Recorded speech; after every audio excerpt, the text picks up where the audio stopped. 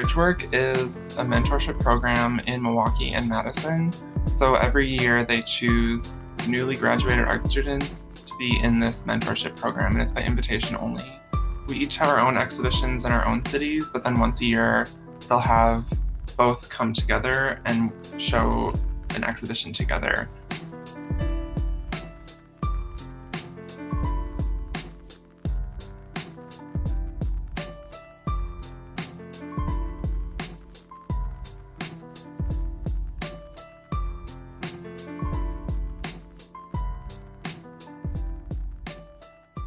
I work predominantly in glass, so I've always had, in working with glass, an interest in optics and representation of how information is translated through lenses. So it felt important to me to make something that was accessible from the street and that was not necessarily instructional about this time, but was in conversation with how I was feeling at that moment. So I became really interested in landscapes just because of the limitation of how moving through space felt. So I went on eBay and I found a collection of Magic Lantern slides. Magic Lanterns are kind of a predecessor to the projector, the modern projector, using glass slides to, initially it predates photography, so people would just paint on slides and project them onto the wall. So I found images of landscapes and Earth during the period of roughly between 1917 to 1919. That was the period of the Spanish flu or Spanish influenza. So I was just interested in seeing what landscapes looked like during the time of a pandemic effectively.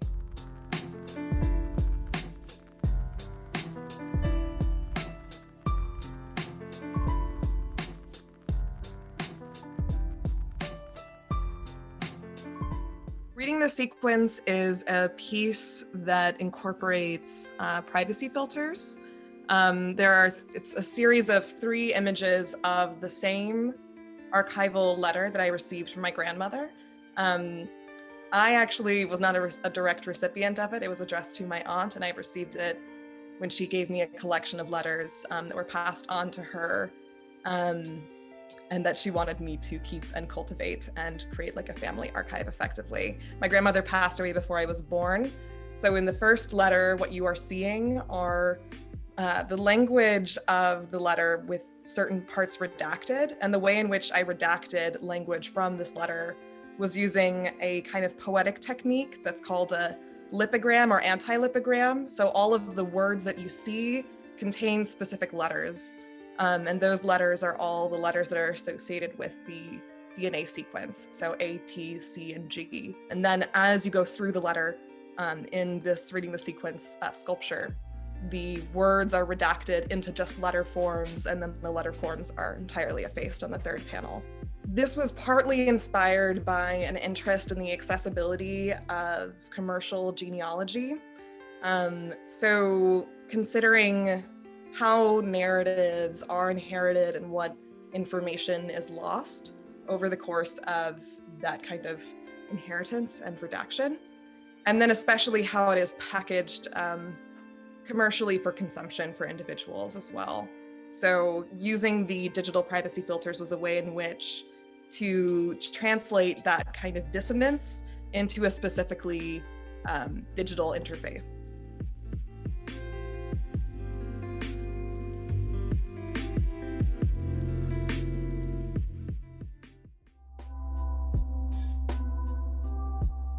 I'm an interdisciplinary artist who uses printmaking, drawing, painting, and some collaging to create large-scale interdisciplinary paintings that sort of speak on the bounds of my Blackness, femininity, and also current events and sometimes social politics, but more so in bridge work. The work touches more so on sort of my self-preservation and mental health, and just kind of keeping up with myself or keeping my mental health in check.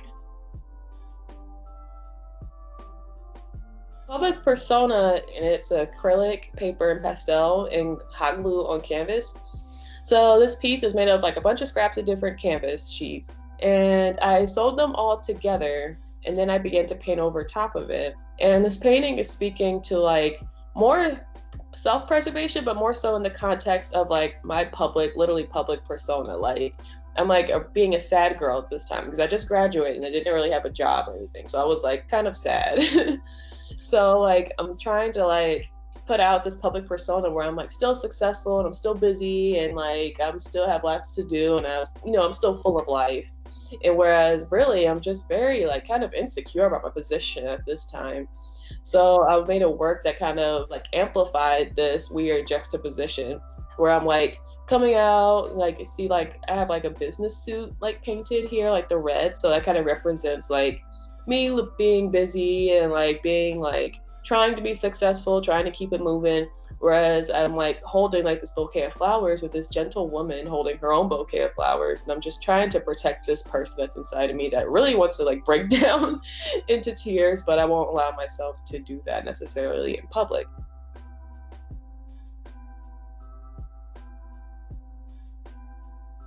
Floral Jump is a painting made out of acrylic and it's on canvas, and it also encompasses some drawing elements.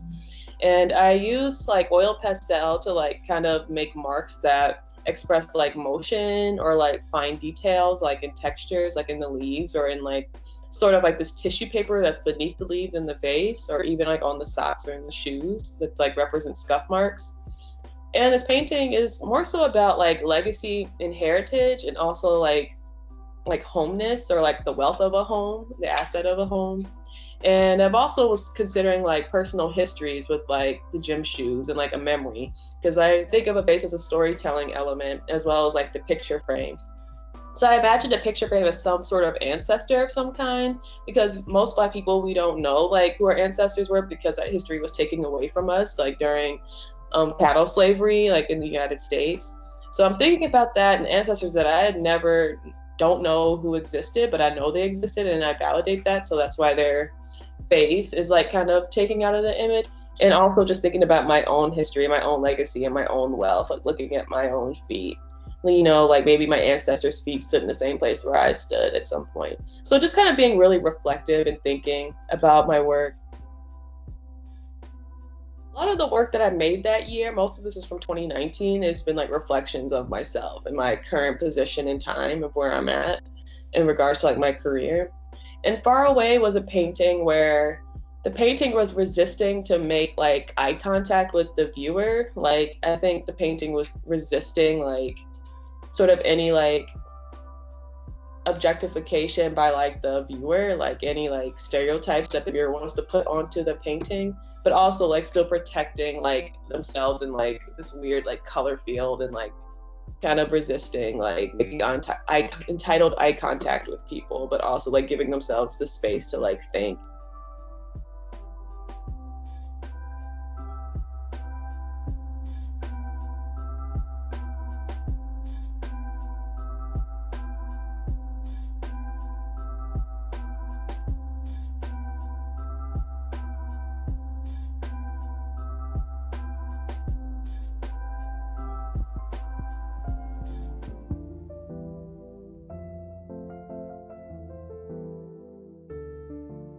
My name is Vaughn Larson.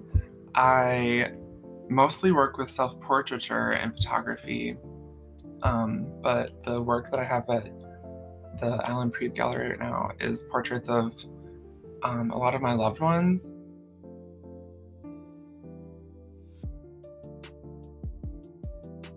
I was looking a lot at Rococo paintings, which are like French 1800s paintings.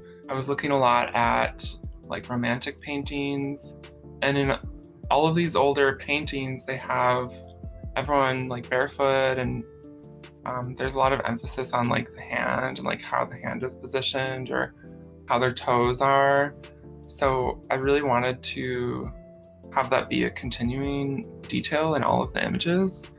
So the Rococo period of painting was all about celebrating youth and about frivolity and fun and like sensuality, and how the youth were like having sex and falling in love. And I was thinking about that a lot with these images because I intentionally chose to have all young people. Um, but it was kind of like the new image of what young people look like and like how that directly connects to why they were making Rococo paintings. I think a lot about how my friends are always kind of on their phone around each other, and it really pisses me off. I just don't like how everyone's always on their phone. Even if they're with each other, they're not really with each other. So I was initially making them to critique people being on their phones all the time. But as I was making them, I realized it looks more like a celebration of how the phone is the extension of like the hand, and it's always with you in your space when you're alone. And the one of Sam, Susie, and Erica, how they're all ignoring each other, but they're on their phones. That was kind of more directly about when you're with people and you're not with them, really. I think it's kind of funny how sometimes your work can follow your subconscious rather more than your like initial direction that you want to go.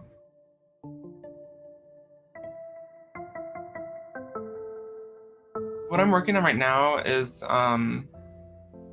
self-portraits with my boyfriend, and we're both trans, so it's about like our way of navigating in the world and how we view ourselves as like a parody of a straight couple, but we're not quite a straight couple at all. But it's